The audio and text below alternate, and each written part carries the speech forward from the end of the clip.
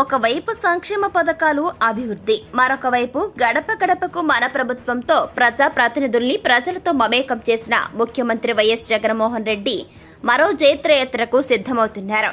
ఎన్నికల ప్రచారంలో భాగంగా ఇప్పటికే సిద్ధం పేరిట 4 భారీ బహిరంగ సభలు, 22 రోజుల పాటు మేమంతా సిద్ధం బస్సు యాత్రతో ప్రజా మద్దతు వైఎస్ఆర్సీపీకే ఉందని నిరూపించారాయన. ఎక్కువ విరామం తీసుకోకుండా మరో ఎన్నికల ప్రచారాన్ని ప్రారంభించబోతున్నారు. 2-3 రోజుల్లో వైఎస్ఆర్సీపీ 3వ విడత ఎన్నికల ప్రచారం చేపట్టబోతోంది. ఈ నెల 27 లేదంటే 28 తేదీ నుంచి సీఎం జగన్మోహన్ రెడ్డి ఎన్నికల సభల్లో పాల్గొనేలా వైఎస్ఆర్సీపీ కార్యాచరణ రూపొందిస్తోంది.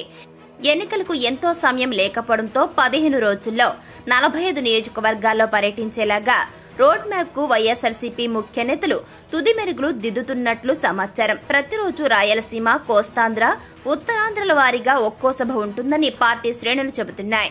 ఆయా సభల్లో తన పాలనలో జరిగినటువంటి అభివృద్ధిని, కుల, మత, వర్గ, జాతి, రాజకీయ భేదాలు లేకుండా అందించిన సంక్షేమ లబ్ధిని వివరిస్తూనే మరొక వైపు ప్రతిపక్ష కూటమి కుట్రలను ఎండగట్టే అవకాశాలు కనిపిస్తున్నాయి.